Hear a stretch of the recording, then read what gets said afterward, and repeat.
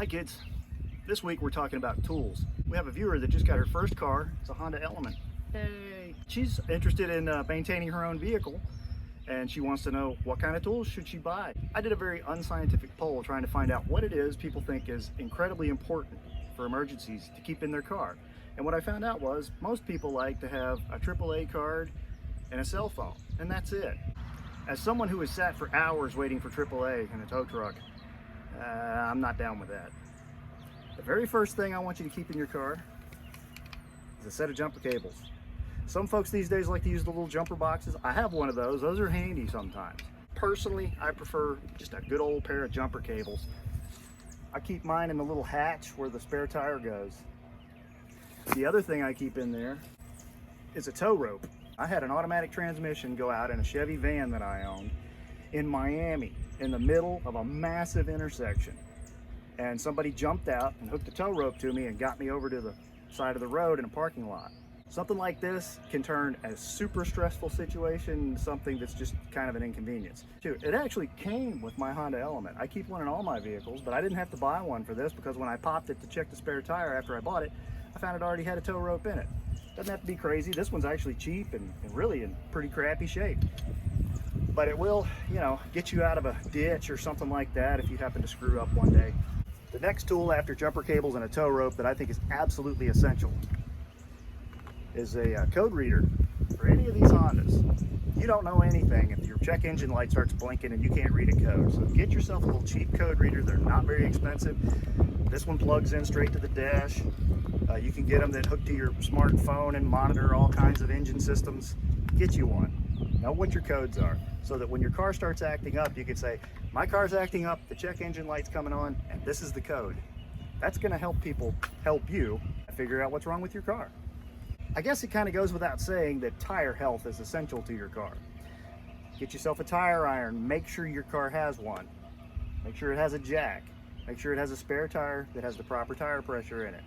Take it out. Practice putting on your wheels and tires. Keep yourself a tire gauge. I like these 4-in-1 tire irons. They're very quick when you're over there beside the road.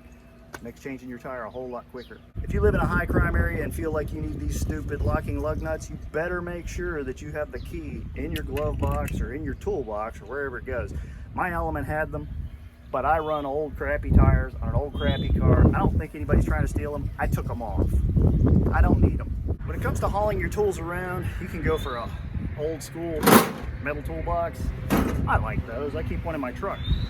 This is my newest acquisition. This is a tool roll. I'll show you that in a minute. And this is something I've been using for years. These are tool bags. I've got one in every one of my cars, and it's got what I consider to be essential tools. I'm carrying a lot more tools than I think you need though. So let's see what's in this tool roll. These are what I consider essential. Cool, huh? Let's start at this end. Down here I've got the sockets that I think are absolutely crucial. This is the one I was showing you in one of my VTech videos. This is the 22mm. It's going to take out a lot of the sensors on a Honda Element. This is going to look strange in here. This is a combination socket. It's a different socket on either end. On this end it's 3/4. On this end it's 11/16. This is what I use to take my crank pulley off, because this 3/4 end is dangerously close to a 19mm. In fact, it's almost the same thing. People will argue that it's not exactly the same thing. It's not exactly the same thing, but it's close enough to do the job. We've got some deep wells, 15mm. Got a spark plug socket. I don't change spark plugs all that often. If I don't think there's something wrong with the car, I don't change the spark plugs. I think people really overdo changing their spark plugs these days. However, to do a proper tune-up, you do need a spark plug wrench, so have one. This is a 14mm deep well socket. It's just kind of a good random tool to have in the car. This is a 12mm deep well socket. Also, you're going to run across some of those from time to time. This is a 1/4-inch drive 14mm. It lets me use this much smaller ratchet to get onto a relatively large 14mm head instead of, say, one of these bigger ratchets. Different size tools for different jobs. The other thing I'm going to point out is this is a 10mm socket, and this is a 10mm socket, and this is a 10mm socket, and this is a 10mm socket. Can't see that, can you? And this is a 10mm socket, This is a 12mm socket. You're starting to get the point. You can never have too many 10mm sockets, or wrenches, period, when it comes to working on a Honda. These are 3/8 drives. I keep 2 of them in this tool pouch. I've probably got half a dozen, but I keep them in different vehicles. You need different size extensions. This is a wobble extension with a 12mm socket stuck on it. Comes in handy for a lot of things. This is an 1/pounds, 1/4" drive torque wrench. If you're going to change your VTEC, you better have this. It's not critical that you do torque specs on every single thing on the car. Every bolt and nut on this thing has a torque spec. You can get away with not going critical on a lot of those, but on stuff like the VTEC, the valve cover gasket, things of this nature, you're gonna want to have the proper torque wrench. This socket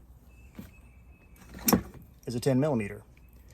It will turn, so if I can't get a good straight grip on the bolt, I can kind of go at it from an angle. You watch my videos, you've seen me use it. This is a deep well 10mm. Get down to this inch, I've got some straight wrenches. This is a cheese ball, universally bendable head ratcheting 10mm. This is just a ratcheting 10mm that is not bendable, but it is reversible. This is a 12.12mm on one end and an open end wrench 12mm on the other. Same thing here, the 10mm. 14mm wrench. This is a 14mm flange wrench. This is for taking off things like power steering hoses, hydraulic fittings, where you kind of have to get a good round grip on it, but you can't get a socket on it. It's got a notch in it for putting in a tubing. It's called I think it's called a flange wrench. You guys know about these.